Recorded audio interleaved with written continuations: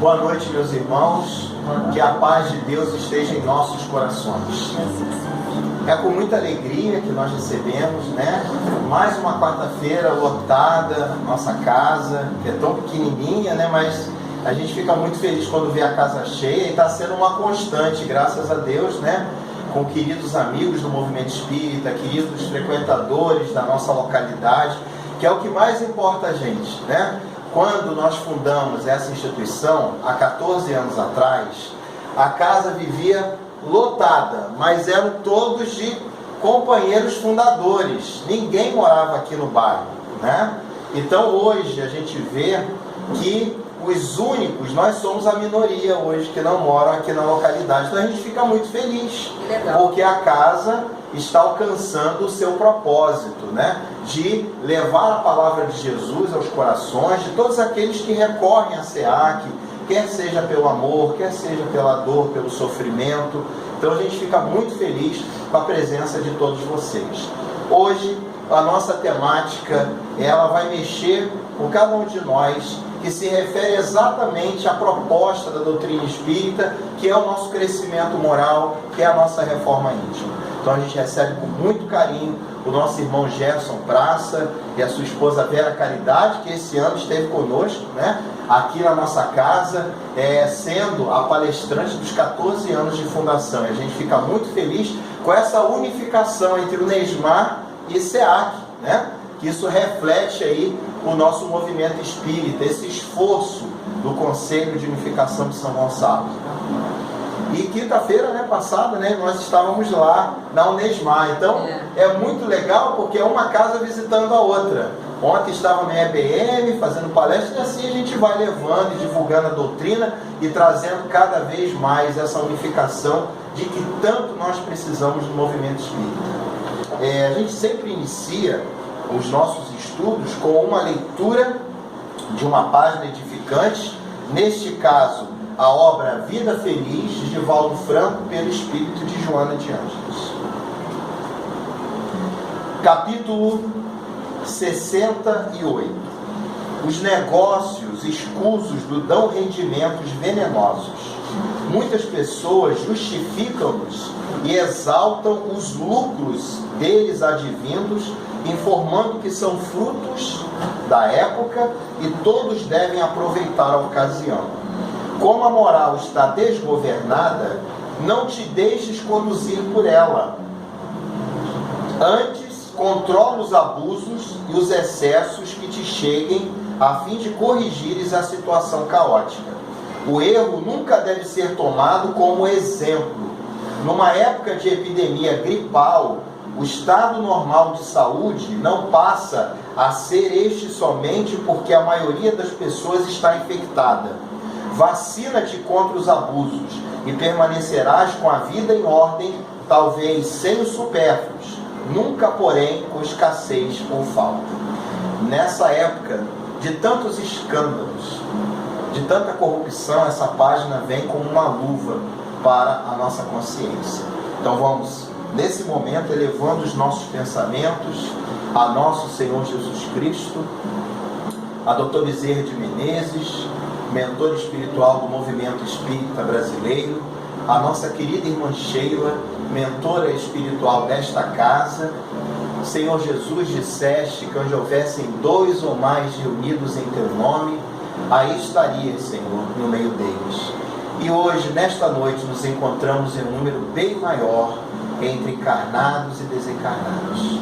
Ampara, Senhor Jesus, os espíritos desencarnados que aqui se encontram, que buscam entendimento, que estão em tratamento no plano espiritual desta casa. Ampare os frequentadores, os tarefeiros da nossa querida SEAC, os companheiros que vieram de outras instituições prestigiarem essa noite de festa. Abençoa, Senhor, inspirando com as tuas bênçãos o nosso querido irmão Gerson Praça, para que através da sua eloquência, dos seus ensinamentos, possamos sair daqui bem melhores do que quando chegamos. E assim, Senhor Jesus, damos por iniciado mais um estudo do Teu Evangelho na noite de hoje. Graças a Deus. Com a palavra, nosso irmão Gerson Praça.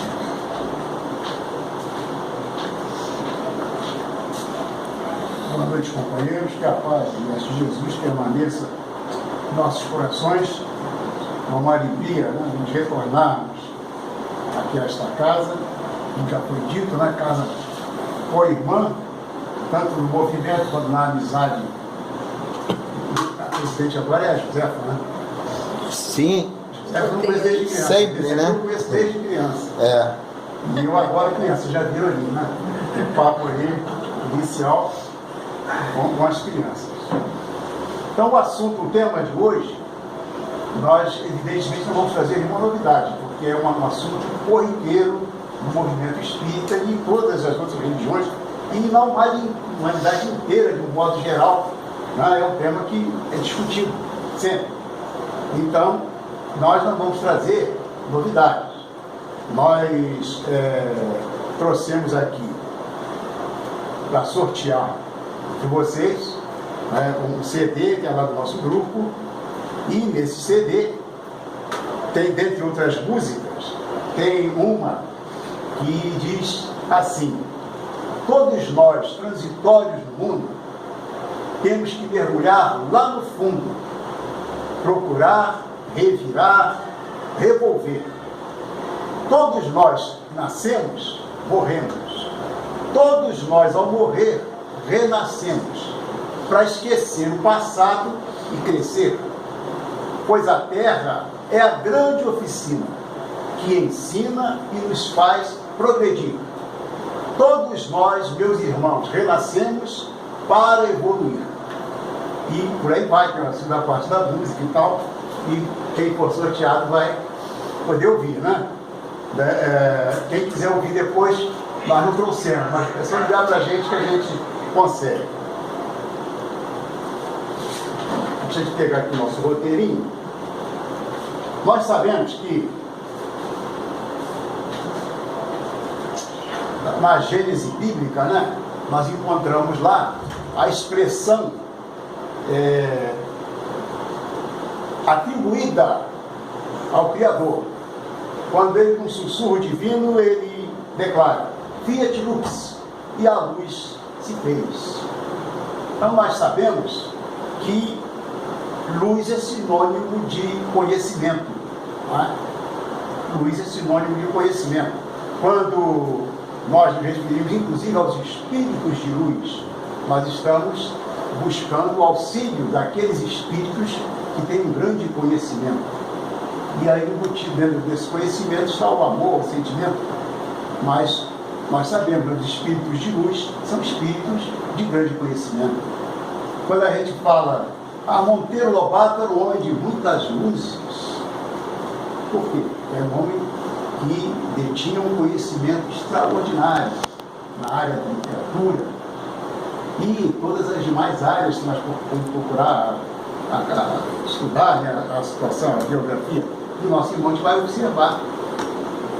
Nós podemos dizer ao Brasil, no sentido do mundo jurídico, por exemplo, né, o Brasil tem grandes juristas, mas nenhum como Rui Barbosa. Foi a luz máxima nessa área que nós tivemos. E assim por diante, né?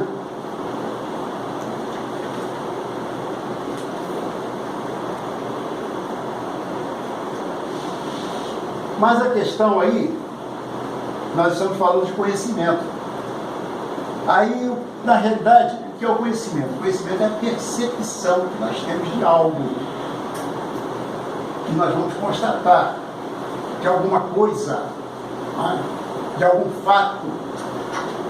E a palavra que nos chama atenção é exatamente de alguma coisa. O que é coisa? Aí a gente parece um pouco difícil, né, da gente identificar ou conceituar que seja coisa. Mas a minha mulher identifica isso muito bem, conceitua muito bem, né? Isso é uma coisa ruim, suporta mais essa coisa. Mas na realidade, lá no direito romano, coisa era explicado assim: coisa é tudo aquilo que o pensamento isola no mundo das ideias. Então, coisa é tudo aquilo que o pensamento isola no mundo das ideias. Então, quando eu chego aqui fora e olho para cá, eu vejo aqui uma casa. Mas eu, um espírito ignorante ainda que sou, eu não sei o que é uma casa. Porque eu vou pensar assim, aí isso é uma casa. Então eu já isolo no meu pensamento, né? O meu pensamento isola no mundo das ideias, aquela noção de que isso aqui é uma casa.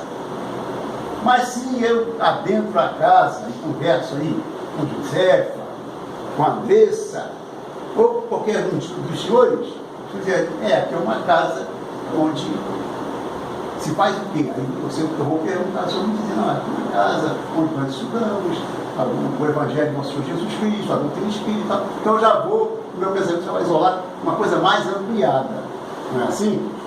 Então, e é assim que acontece com todos nós. E esse conhecimento, ele vem de uma palavra que nós conhecemos por cognição. Todo mundo já ouviu falar do processo cognitivo, processo de conhecimento, que a gente vai adquirindo conhecimento aos poucos.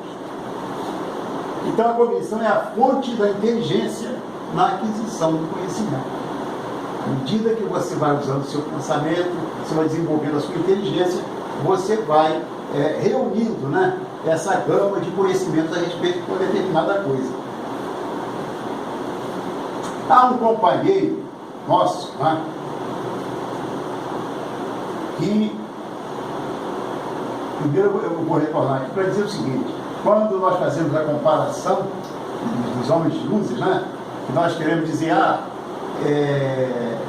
o Éder é um grande orador, mas se nós compararmos ao Divaldo, vai faltar uma distância, né? A Josefa é uma grande oradora, uma distante. Mas se nós comparar a outros grandes oradores, há uma distância, né? Diguinho, por exemplo, que um orador, um palestrante, um conversador. Se for comparar com qualquer outro aí, vai ter uma distância cósmica entre nós dois. Então, essa é também uma das orientações. Mas tem hoje não, esse ano, né, faz 30 anos, que um companheiro nosso retornou à parte espiritual. Não era espírita, eu acredito que nem religião tivesse, mas ele disse uma frase que o imortalizou, uma proverbial que o imortalizou. Ele disse assim: prefiro ser essa metamorfose ambulante, né, do que ter aquela ideia formada sobre tudo. Né? Isso, essa metamorfose ambulante, que é o que nós somos na realidade. Né? O corpo físico, perambulando por aí, aprendendo e etc. Mas aí nós vamos observar que ele vai adiante e ele diz o seguinte: você sabe que eu perdi ao 6, né? E ele diz o seguinte: prefiro ser essa metamorfose ambulante, que você tem essa ideia como sobretudo, sobre o que é o amor, sobre o que eu nem sei quem sou. Se hoje eu sou estrela, amanhã já se apagou. Se hoje eu te odeio, amanhã lhe tenho amor. É chato chegar a um objetivo num instante. Isso que é chato. Eu quero viver nessa metamorfose ambulante, quer dizer, aprendendo e vivendo e continuando. Né? Então, ele diria o seguinte: para muitos, na verdade, ou seja, para muitos, ele era um desregrado, para outros, um infeliz, um viciado. Fato é, entretanto, que ele levou a intelectuais e a escurecidos como nós uma ficção contra a hipocrisia e contra os falsos valores. Nesta música de uma filosofia, de uma poesia em vídeos, ele dá o recado dizendo aos homens de sua época: é preciso pensar, é preciso refletir, é preciso raciocinar. Então nós vemos a identidade com a filosofia humana, com a filosofia espírita. Quem sou, de onde vim, para onde vou. Preciso entender o que é o amor, o que é o sentimento, essa força tão contraditória que trazemos em nós, que ora nos faz odiar, que ora nos faz nutrir horror pelas pessoas, e que ora nos faz amar essas mesmas pessoas. A questão da transformação. Eu não quero que as pessoas me conceituem a vida, que me digam como viver. Tudo isso é muito chato. Eu quero vivenciar, estudar, investigar e concluir por mim mesmo o que sou. Porque ora me encontro num corpo cheio de energia e vitalidade, como uma estrela no céu, e de um instante para outro, tudo se apaga. Então, e a energia some, desaparece. É disso que estou falando, é isso que eu quero saber. Prefiro ser essa metamorfose ambulante do que ter aquela velha opinião formada sobre tudo. Então, é uma aula, né, desse irmão que esperamos hoje, através de nossas peças, seja muito bem. Então nós vamos ali, vou chegar para ele. Pode ficar em frente. O caminho da reforma íntima. Filho, fica de frente ali, porque ele está gravando. Fica ali de frente. Para cá? Não. Isso. Aí. Caminho da reforma íntima. Reconhece o verdadeiro espírito por sua transformação moral e pelo esforço que faz em domar as más inclinações, né? Isso está lá no Evangelho segundo o Espiritismo, capítulo 17, versículo 4. Então, nós vamos dar uma sequência para ver mais ou menos o que a gente pode extrair, né? Dentro da nossa possibilidade, que isso mais ou menos quer dizer para nós. Então, o que é reforma íntima? A gente vai observar ali uma imagem, uma concentração, e a gente vai prosseguir. Reforma íntima é o esforço no domínio das más inclinações. É a essência, inicialmente, uma mudança na maneira de ver as coisas. Uma mudança de paradigmas. Né? Paradigmas, nós sabemos, são exemplo, modelo, a base de alguma coisa que a gente toma para refletir e realizar uma outra. Ou toma como exemplo. Eu, por exemplo, tomo ali a José como exemplo, para mim, uma seguidora da doutrina espírita. Então, para ela, para mim, um paradigma, um modelo, para que eu aprenda essa situação, né? Eu aprenda com conhecimento disso e internalize isso. Então, mas nós sabemos que há outros tipos de modelo, né? Se nós quisermos falar, por exemplo, nós quisermos melhorar a nossa conduta, a gente vai lembrar de quem? De nosso irmão Chico Xavier, como um exemplo de vida, né? E de outros grandes, como a gente vai ter ali depois, outras grandes personalidades, né? Do nosso mundo, que estiveram no nosso mundo físico, outros ainda estão. Então, uma mudança de paradigmas. Paradigmas são lentes pelas quais enxergamos o mundo, os seres, as pessoas, os fatos, os acontecimentos, de um modo geral. Um exemplo que pode vir como padrão. Qual padrão para nós? Qual paradigma para a nossa transformação maior? Jesus. Né? Então vamos adiante. O trabalho mais difícil e mais importante é aquele que fazemos em nós mesmos, que é a nossa reforma íntima. Né? Então a gente observa ali, numa imagem, um bloco, teria sido um bloco, né, de mármore, ou de outra pedra, granito, sei lá. E a gente observa que já vai aparecendo uma imagem, através do trabalho do artista, vai aparecendo uma imagem, que não está completa, né? Só a parte da imagem. Aí nós observamos aqui o martelo, a marreta, né? E aqui um ponteiro. Então nós observamos que aqui é a impulsão da força através da determinação, né? Uma hipótese, da determinação que seria o ponteiro. Então, o ponteiro é que vai dando ao artista a modelação daquilo que onde ele pretende chegar. Então nós também precisamos desse martelo, que é a força de vontade, para realizar, né, aquilo que nós precisamos fazer, aquilo que nós precisamos modelar em nós, aquilo que nós precisamos transformar para melhor. O desejo comum é de melhorar sempre para melhor. Né? Então precisamos usar esse ponteiro íntimo, que é a nossa determinação de mudar. Chega aquele momento que você sente o desejo de mudar, mas não basta ficar somente no desejo, é preciso que a determinação seja colocada desse desejo e obter esse desejo através do meu esforço. Então, se eu me esforçar, eu vou conseguindo. Aqui o artista, por exemplo, já chegou até a metade. Aí tem uma noção de que vai aparecer uma perna, aqui uma nádega e outra perna, e vai descer até chegar à ponta do dedo dos pés. Onde nós estamos? Será que só estamos aqui ainda com a força? Só está aparecendo daqui para cima? Aqui no meio, aqui na mente e tal. Mas nós estamos burilando isso, nós estamos trabalhando, nós estamos fazendo essa auto-reforma. Né? Auto quer dizer sobre de si mesmo, de dentro de cada um. A reforma do íntimo, né? O íntimo de cada um. E nós sabemos que reformar não é fácil. Quem já reformou uma casa aí? Aqui, por exemplo, nós conhecemos isso aqui quando foi adquirido. Quanta coisa tinha para fazer, né? Não é fácil reformar.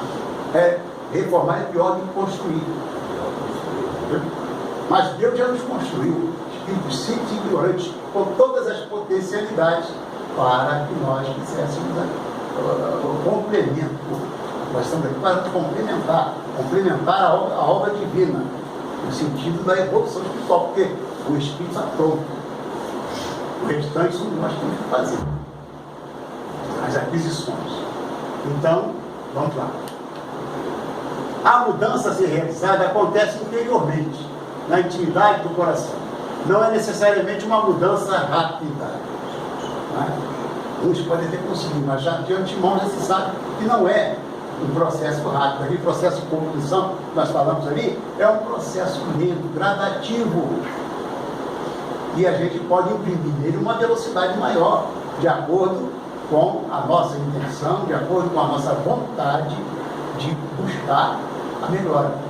Então, em cada um, isso vai ter uma proporção, porque essa evolução ela é gradativa, dependendo da vontade, do desejo, do empenho de cada um. Então, Paulatino já disse que é, e os resultados se apresentam algum tempo depois. Isso aqui, ó, já estava na mente do artista. Mas o resultado vai se apresentar depois de muito tempo de trabalho, muita pancada no ponteiro e às vezes no dedo, não é? Como às vezes ele é novo, às vezes é necessário essa conquista. Nós sabemos da história do Aleijadinho, né? Que no final, a hanseníase, ele não podia mais fazer os médicos proibidos e tal, mas ele amarrava a marreta numa das mãos, já não tinha mais nem mão, era só esse pedaço aqui, ele amarrava e com o punho ele continuava a fazer as obras extraordinárias. Né? Então, isso é o quê? Isso é esforço, determinação. Nós não podemos esquecer essas palavras. No início, Kardec disse: reconhece-se o cristão, muitos espíritas, todos, nós vamos ver adiante, vão fazer sua reforma íntima, independentemente de religião. Então, ao contato com o Espiritismo, realizamos natural e espontaneamente uma mudança interior, mesmo que a gente não perceba. Entrou na casa espírita, assistiu uma palestra, uma reunião, como nós chegamos aqui, estávamos falando sobre a felicidade, a coisa mais importante da nossa vida, a felicidade. Não é possível que alguém não vá lembrar de algum lance com o companheiro do condutor, alguma nuance aqui. Cada um vai registrar uma coisa. Então entrou aqui, já vai sair, vai levar um conhecimento, absorver uma orientação. Então, isso aqui, ao contato com o Espiritismo, não tem como. Aliás, não é só com o Espiritismo, qualquer religião séria. Você vai fazer uma oração, vai ouvir o pastor, o padre, não é possível que o padre não fale uma palavra boa que não penetre no seu coração, que o palestrante diga alguma coisa, não que você não saiba, mas que relembre. Poxa, o cara me relembrou isso assim. Então sempre nós vamos adquirir coisas, sempre. Entrando na casa espírita, principalmente, onde é um ambiente preparado, mais adequado para que a gente entre em contato com a verdade, não que as outras religiões não falem da verdade, não é isso. Mas o espiritismo é uma coisa que não expõe para nós a realidade, a verdade de acordo com a nossa realidade. Sem equívocos, sem ilusão, sem procurar enganar nada, porque não adianta querer enganar, né? O que está escrito e aberto a todos investigarem. Não é como nas religiões, que tem muito mais tempo que o espiritismo, entre aspas, mas que só ensinava aquilo que interessava. A gente vai ver também alguma coisa desse sentido. Porque muda a visão. Então, olha só, você quando entra na casa espírita, você vai aprendendo as coisas sem que você perceba, porque você, depois que sai, você vai questionar em casa, tomando banho, passar, trabalhando no CA e tal, você falou isso assim.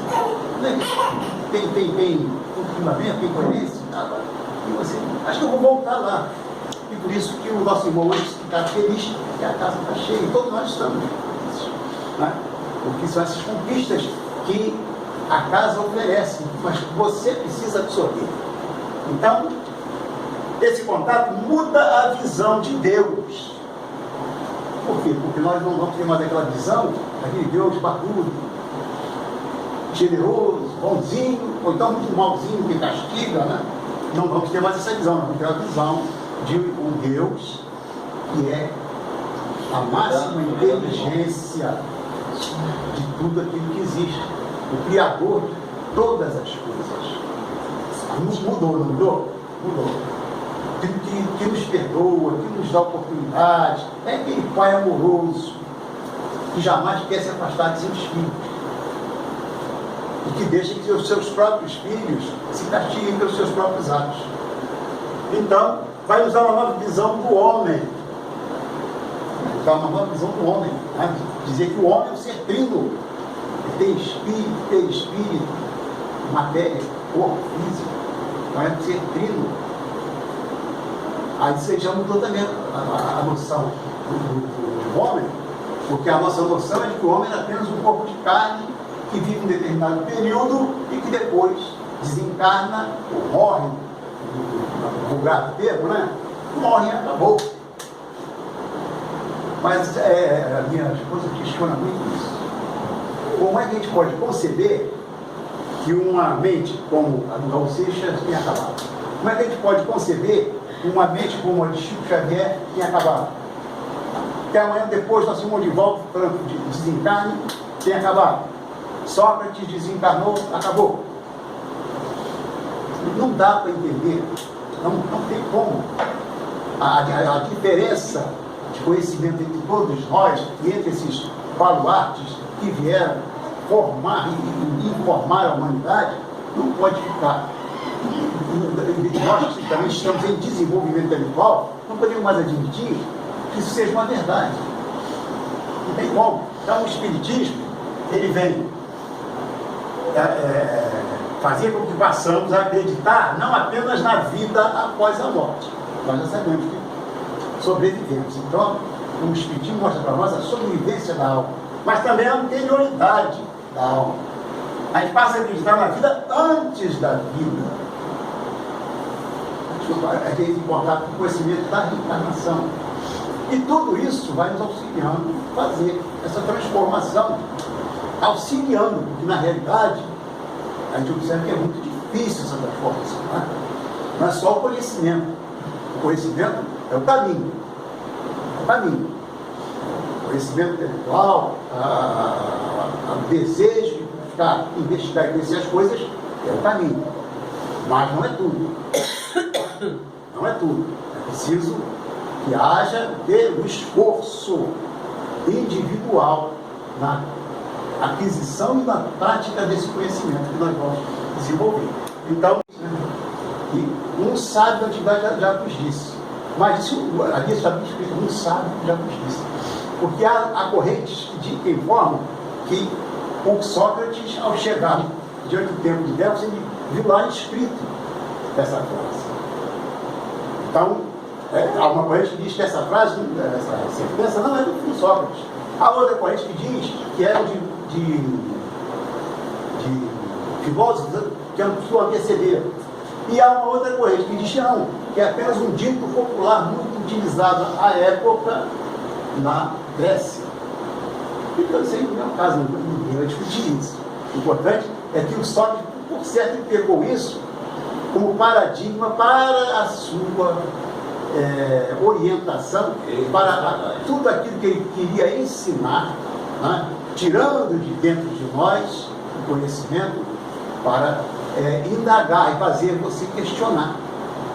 Então, quando perguntavam a Sócrates, aquilo ali é o quê? Ele diz, o que você acha que seja? Nós pensamos no relógio. Eu pensei, é um relógio. Mas para que serve isso? Pensa um pouquinho.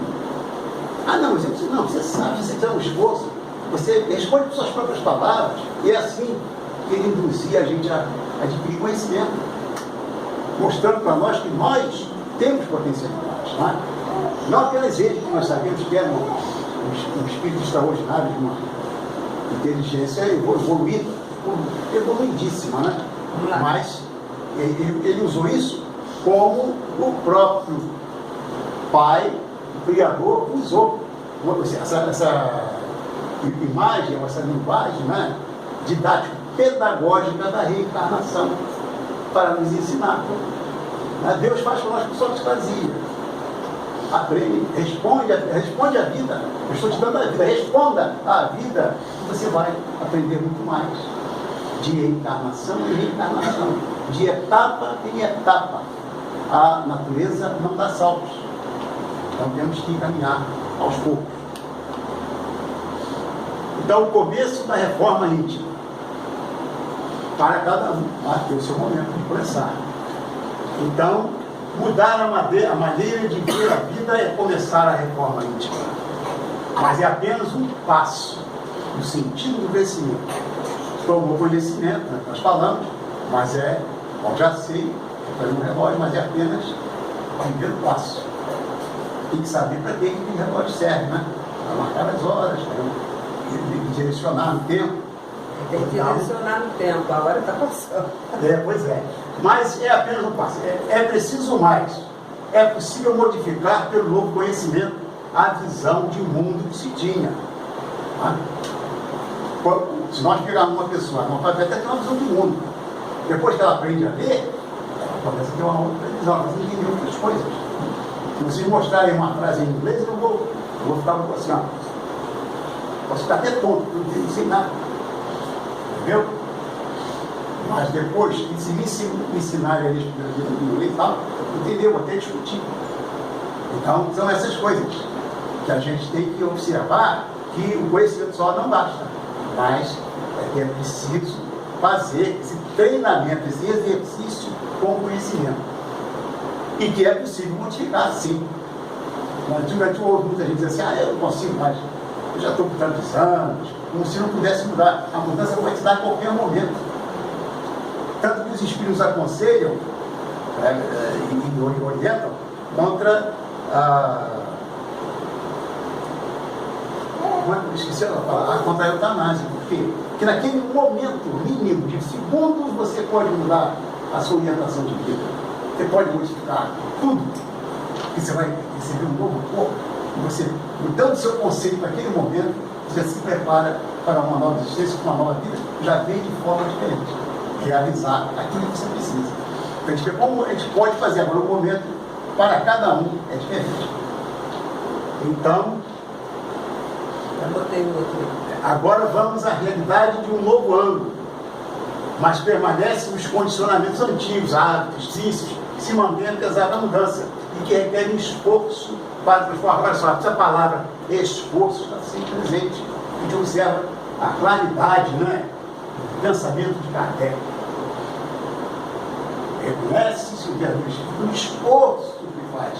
Essa palavra tem não é só força, é esforço, é a gente suar mesmo para conseguir uma coisa.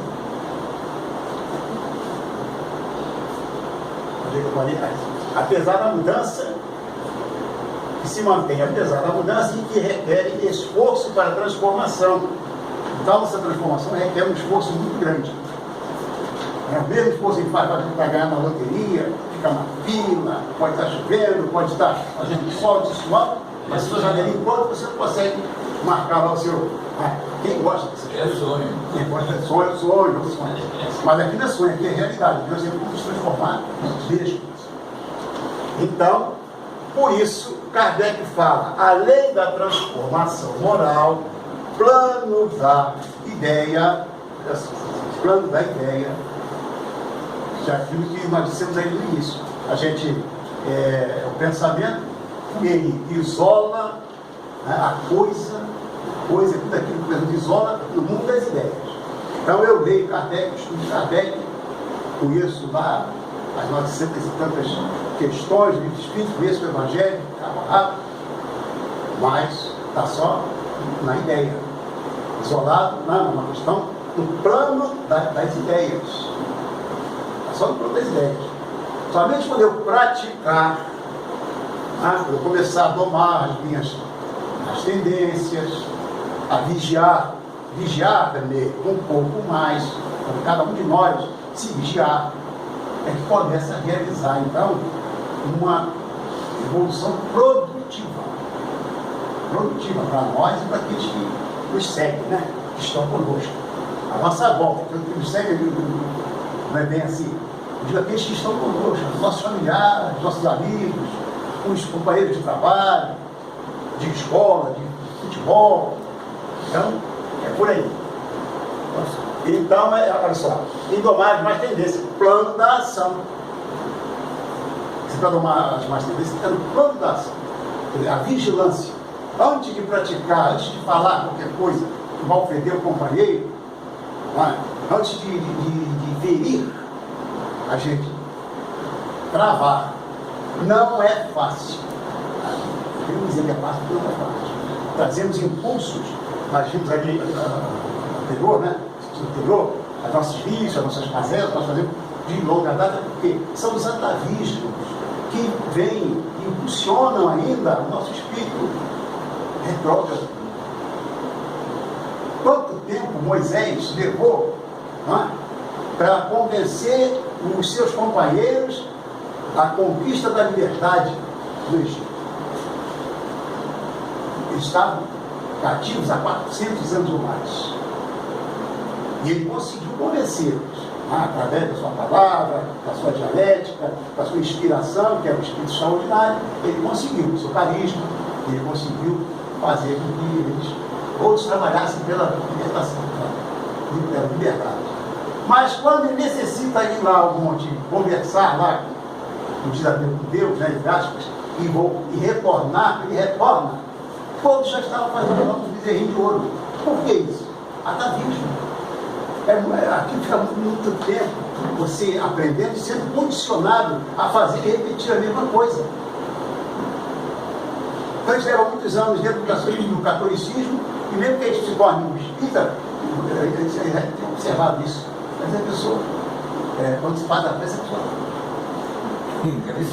Isso é atavismo, foi condicionamento, entendeu? Não é que a pessoa faça com maldade, nem também se pode proibir a pessoa de fazer, não é nada disso. Entendeu? São atavismos. Então, nós trazemos esses vícios muito próximos dos nossos atos, das nossas atitudes. Então, a raiva, a violência, né? Não está na nossa casa, está escrito. Mas nós estamos vendo hoje, então, assim, falou, né? A violência, as tendências, né, malévolas que estão espalhadas pelo mundo inteiro. Então, são situações que nós ainda estamos condicionados, estamos nos libertando aos poucos. Mas somos poucos ainda que estamos tentando pegar essa caminhada nova. A recusa em fazer a reforma íntima. Você toma contato com o conhecimento. Sabe da necessidade, mas quer fazer? Ninguém pode te obrigar, você tem o seu livre-arbítrio. Você pode se recusar a fazer. Então, independentemente de conhecer ou não o Espiritismo, todos vão realizar a reforma íntima. Independentemente de religião, todos vão realizar. de alguma forma ou de outra, porque a vida impulsiona sempre. E o objetivo é que nós façamos essa coisa. Estamos aqui para melhorar. O planeta está melhorando e todos nós temos que melhorar junto com o planeta. E vamos realizar isso, de alguma forma. Foi para isso que encarnamos. A vida nos lança convites para realizá-la de maneira consciente. Fazia porque eu quero fazer. Tenho consciência que preciso do que devo fazer, aliás, do que eu preciso fazer, do que devo fazer, mas me falta aquela coragem de fazer, de realizar, de praticar aquilo que eu já aprendi. E isso também é natural, mas nós temos que mudar, temos que nos libertar. Então, realizar de maneira consciente. O Espiritismo é um desses convites. O Espiritismo nos convida a fazer essa reforma. Todos os dias, qualquer casa que você entrar, e as religiões, de modo geral, convidam também a fazer essa reforma. Mas olha só como se dá. Mas podia ser o catolicismo, protestantismo, budismo, hinduísmo, e podia ter ser uma filosofia, uma escola não religiosa. Pessoas, às vezes, com a maçonaria, por exemplo, chega lá, se transforma, em contato com amigos e tal, e já começa a modificar o seu pensamento, suas ideias, porque estuda isso, estuda aquilo, ou qualquer outro setor, contato com. Há uma grande escritora, acho que se eu não me engano é inglesa, a Rosalia Pérez, ela diz o seguinte: que o contato com pessoas sublimes beneficia e enriquece. E é isso mesmo. Como é bom você lidar com uma pessoa boa, você chegar a encontrar aqui uma Andressa, entendeu? Uma Andressa, não, uma pessoa que nos faz bem, alegre, simpática. Agora a filha veio, a cópia, muito simpática, linda também. Então, a gente observa aí. Entretanto, olha só, uma filosofia, uma escola não religiosa, um compromisso ético. Isso vem muito da educação, um compromisso ético, que você traz de família. Não, porque meu avô não gostava disso, meu pai era um homem respeitador, eu tenho que fazer com meu pai. Um compromisso ético. Você, a família gera isso dentro de você e você conserva, e você muda, independentemente de religião. Aí você começa a procurar, a se desenvolver dentro daquilo que você precisa. Sai do plano da ideia, passa para o plano da ação, e descarrega. Então, até mesmo uma escolha profissional, olha só, uma escolha profissional. Você escolhe sim. Se você, eu vou para. Eu sou jovem. Tá bom? Na época de civil, então, eu vou escolher a Marinha, eu vou escolher lá o Exército, a Aeronáutica, e lá que encontro. Mas lá eu vou aprender disciplina, então eu aprendo a disciplinar o meu pensamento em determinadas áreas. Isso tudo vai me auxiliar na minha reforma. Tudo isso auxilia. Então, um compromisso ético, uma nos propor mudar para melhorar. Isso aí. Tudo isso vai nos dar uma proposta de mudar para melhor. Não é imediato, já vimos atrás aqui, não é uma coisa imediata. É uma proposta. Você vai desenvolver e vai realizar. Entretanto, somos livres para aceitá-lo não. Vamos aí aprender muita coisa sobre a felicidade. Mas será que nós vamos ter o propósito de nos tornar felizes? Nós vamos, vamos lançar um livro agora, o nome dele é Beira do Vento, que já começa assim: a felicidade é um caminho para quem não tem pressa. E é uma realidade, é um caminho para quem não tem pressa. Mas precisa, todos vamos ser felizes, assim como todos nós vamos fazer a nossa transformação. Somos livres para aceitar ou não convite, e não aceitando, não importa. A vida nos colocará em situações que nos obrigarão a realizar a reforma íntima. É o caso de algumas doenças. Quantas pessoas se modificam quando adquirem uma doença? E se modificam de tal forma que passam a ser paradigmas. Nós falamos no início, modelos para outras pessoas se transformarem. Quantas modificam naquele momento da enfermidade? Porque a enfermidade é uma bênção para o nosso espírito. Agora a gente não aceite isso, não é difícil. Mas a enfermidade é um modelo, ela reforma, modela o espírito. Faz a gente entender o porquê das coisas. Então, tem mais. E em nós aceitando, não importa, a vida já vida a nossa vida. A vida nos impulsiona. Até as pressões que nós sofremos, psicológica, econômica, financeira, tudo isso nos impulsiona para frente. Não adianta reclamar do nosso político, não, porque os nossos políticos são aqueles que nós merecemos. Nós estamos vivendo um momento dificílimo na Terra. Mas a culpa não é deles, não. A culpa é concorrente, é de todos nós. Todos nós temos culpa. No passado, estamos revivendo o presente. Estamos aqui.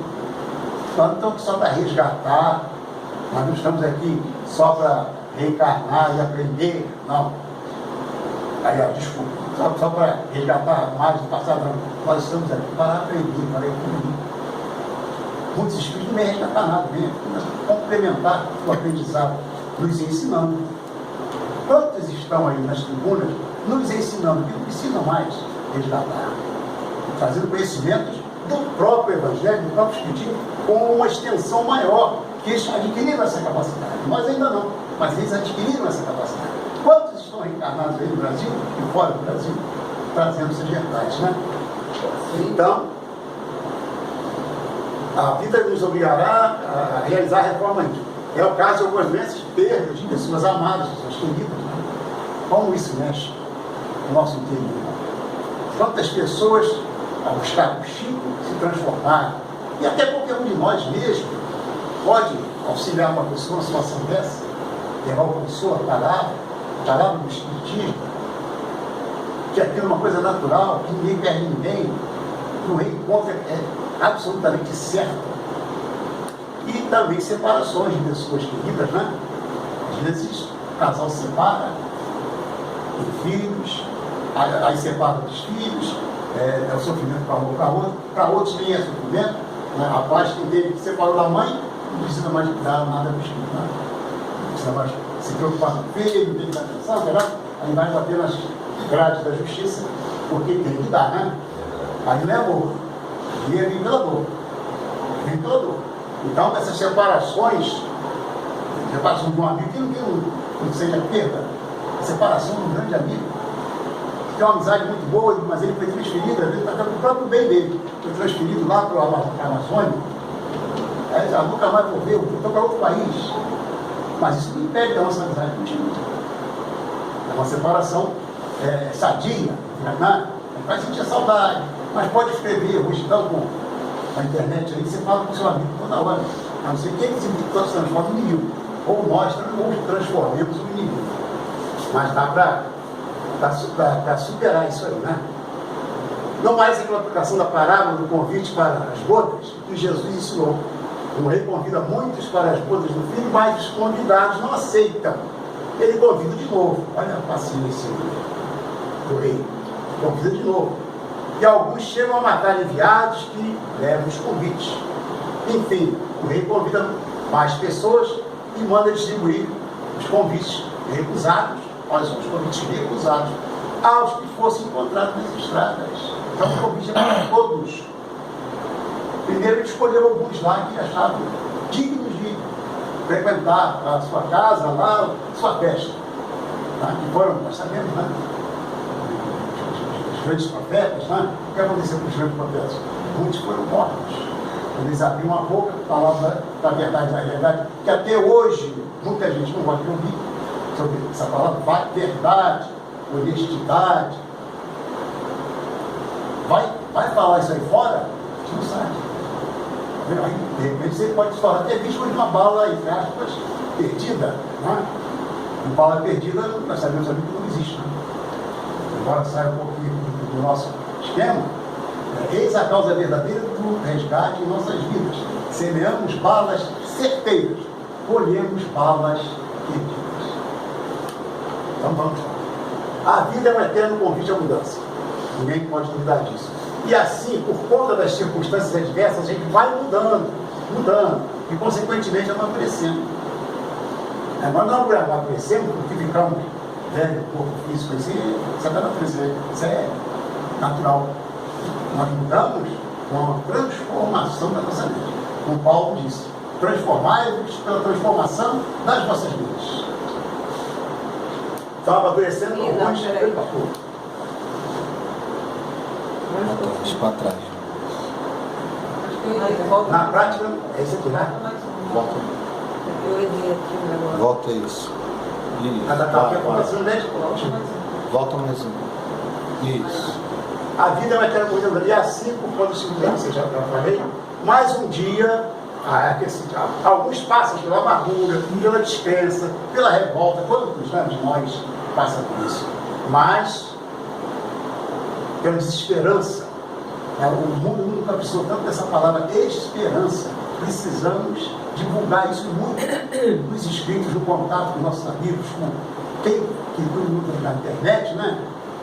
Divulgar sempre alguma coisa que fale sobre esperança, para que as pessoas não percam. O planeta vai estar habitado por seres desesperançados. Isso é muito ruim. A esperança não é a última que morre. A esperança sempre sobrevive. Sempre. Então, uma festa de bodas, o casamento de nossa escolaridade. O equilíbrio é o caminho do meio. Cedo ou tarde, nos iluminamos, todos realizamos a reforma íntima. Então, não, você está... Então volta lá tem que correr um pouquinho. Desse volta lá no princípio. Não, dá tempo de você falar um pouquinho, mas tem que correr um pouco. Não, vou te voltar no princípio lá. Lá Vai Demora aí, tá? Oi? Não, tá voltando. Tá voltando aí. Vamos ver. Já tá avançando, aí você tá avançando. Para voltar é esse outro. Ah, para voltar? É. Voltar tudo? Tudo, a primeira. Esse conceito. Você vai. Isso. Não, vai. Aí, não, vai. Vai. Isso. Então aqui, nós temos aqui essa imagem, né? O que ela sugere? O caminho escolhido. O caminho escolhido, exatamente. Né? Essa interrogação. Tem um caminho para a direita e um caminho para a esquerda. Não está tão difícil de escolher nada. Mas o caminho certo para escolher é difícil. E um espírito que esteve na Terra 2 vezes antes de Jesus, uma vez com Jesus e outra vez depois de Jesus, que foi Confúcio, ele dizia que o caminho certo a seguir é o meio termo. E veio, olha só, ele veio muito antes de Jesus, veio com Jesus e depois de Jesus. Né? E veio com Confúcio, Siddhartha Gautama, o João Evangelista e o Francisco de Assis. Isso não sou eu que estou dizendo, não, isso está lá no livro do Miramês, pela psicografia do médium João Nunes Maia. Se quiser ver, conferir, constatar, isso vai lá. Então, o que acontece? O caminho do leito. Qual o caminho do leito? Equilíbrio. Equilíbrio. Quem veio nos ensinar o equilíbrio? Quem diz, eu sou o caminho? Jesus. A verdade, da verdade e da vida. Exatamente como Confúcio ensinou lá atrás. O ensinamento da verdade é a verdade que libertará. Exatamente. Então, o que acontece? O caminho do meio é o Mestre Jesus. Quem disse, eu sou o caminho da verdade e da vida. E ninguém vai ao Pai senão eu sou o meio de chegar ao Pai. Então, o caminho aqui, ó, coçando a cabeça, que a gente coça a cabeça há muito tempo para achar esse caminho. A gente coça a cabeça. E a interrogação de Jesus, o caminho do meio. Ele mesmo disse, ele não enganou ninguém. Ninguém vem ao Pai senão por mim. Eu sou o meio de encontrar o que o Senhor falou, a verdade. Preciso da verdade e a verdade vos libertará. Então, pela reforma íntima, O céu te libertará. pela reforma íntima, que nós vamos encontrar a verdade e ela vai nos libertar. Nós vamos libertar de todos esses atavios, todas essas coisas que nós acumulamos por milênios. De nós mesmos. Isso. Agora vamos para o final. Está passando a hora aí, Tá meu? faltando 5 minutinhos. Se tiver uma coisa de Você está muito empolgado hoje, já. Que bom, né?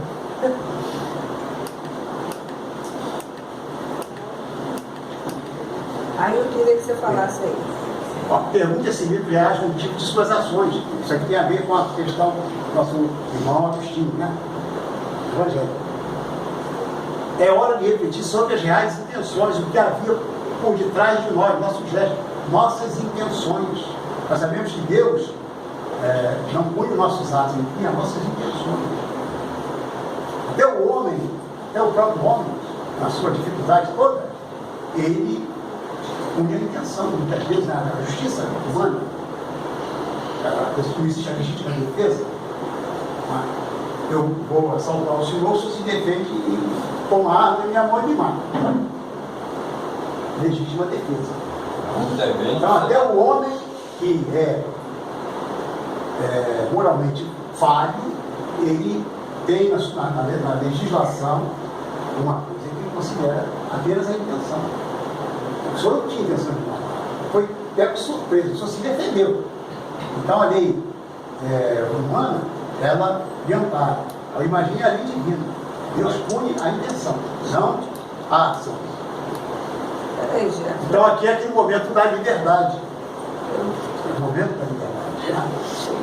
Até agora acho que essa imagem linda, também cheia, é um momento em que o espírito se liberta pelo conhecimento, pela ação, pela prática do bem, como fez Chico Xavier, exemplo maior para todos nós, do ponto de vista nós espíritos, estou dizendo, e tantos outros irmãos que nos deram esse exemplo de como chegar, alcançar esse voo livre para a liberdade.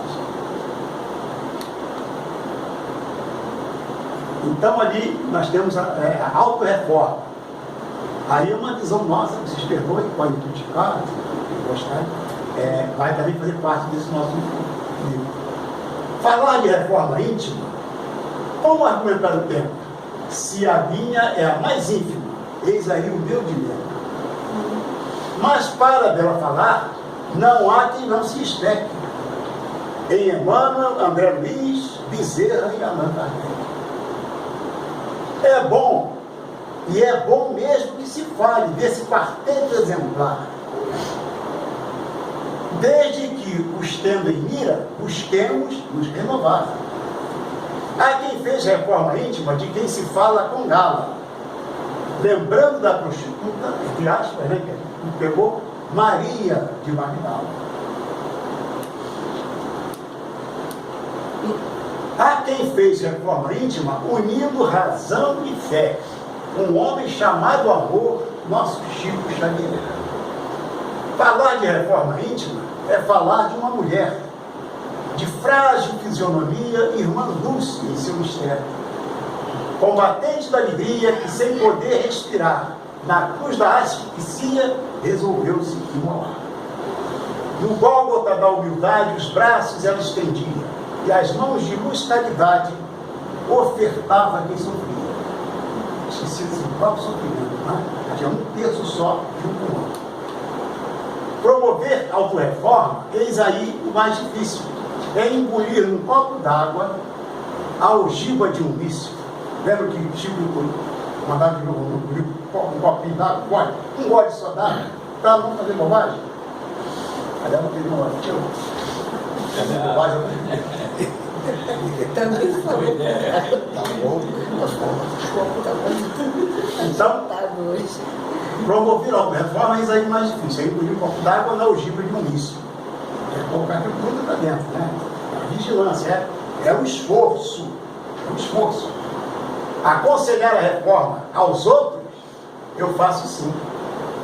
Rebuscardes o argueiro, esquecendo-me de mim, né? Olha lá o que o José está fazendo. Olha lá. Olha o que o Mateus está fazendo. Vocês viram o Mateus, né? Mas eu vi. Senta a língua, né? Mas esqueci. Falar de autorreforma, como se vê, não é grave. Promover autorreforma, eis aí a minha dor. Que Deus os abençoe. Perdoe para meus irmãos esse passinho da hora. Desculpe a empolgação.